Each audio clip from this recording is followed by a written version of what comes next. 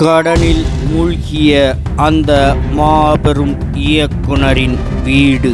எம்ஜிஆர் செய்த காரியம் என்னன்னு தெரியுமா? அன்றைய தேதியின் எவர்கிரீன் இயக்குனர் ஸ்ரீதர். பல வெற்றி காவியங்களை தமிழ் சினிமாவுக்கு தந்தவர்.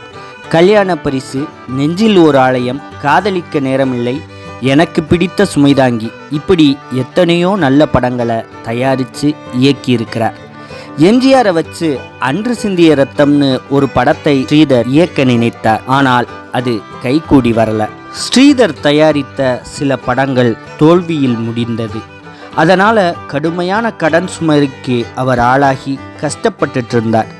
வேறு வழி தெரியாம தன் சொந்த வீட்டையே விற்று கடனை அடைக்க முடிவு செஞ்சார் ஸ்ரீதர். விஷயம் எம்ஜிஆருக்கு தெரிய வந்துச்சு. ஸ்ரீதரை பார்க்க வர சொல்லுங்க என்றார் எம்ஜிஆர். பிறகு கொஞ்சம் யோசித்து விட்டு அவர், பெரிய இயக்குனர், என்னை தேடி வந்தா நிச்சயமா உதவிக்காகத்தான் வர்றாருன்னு மக்கள் நினைக்கக்கூடும்.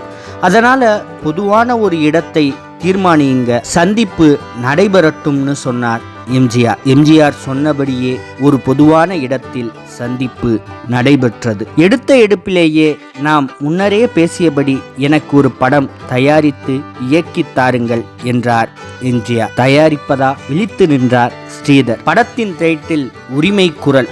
கடன் சுமையில் திணறும் நான் எப்படி படத்தை தயாரிக்கிறது? வாய்விட்டே கேட்டார் ஸ்ரீதர். முதலில் படத்தின் டைட்டிலை போட்டு விளம்பரம் செய்யுங்க, பணம் அதுவே வந்து சேரும்னு எம்ஜிஆர் சொன்னார். எம்ஜிஆர் சொல்வது ஸ்ரீதருக்கு ஒன்றும் புரியவில்லை. வேறு வழியின்றி எல்லா தினசரிகளிலும் படத்திற்கான விளம்பரத்தை கொடுத்தார் ஸ்ரீதர். அடுத்த நாள் அவர் அலுவலகத்தின் முன் ஒரு பெரிய கூட்டமே நின்றது. முழுக்க முழுக்க விநியோகஸ்தர்கள் வரிசை கட்டி நின்றாங்க. அட்வான்ஸை அள்ளி கொடுக்க ஒரே நாளில் வசூலான தொகை மட்டும் அன்றைய தேதியில் 15 லட்சம். என்ன செய்வதென்று தெரியாமல் மொத்த பணத்தையும் ஒரு பெட்டியில் வைத்து எம்ஜிஆரிடம் நீட்டினார் ஸ்ரீதர். எதற்காக என்னிடம் எடுத்து வந்தீர்கள் என எம்ஜிஆர் கேட்க, நீங்கள் சொன்னபடி செஞ்சேன், அதுக்கான கிடைச்ச பணம்தான் இதுன்னு பதில் சொன்னார் ஸ்ரீதர். இந்த பணத்தை எடுத்துட்டு போய் படத்தை ஆரம்பியுங்க என கூலாக சொன்னார் எம்ஜிஆர். அதுதான் எம்ஜிஆர்.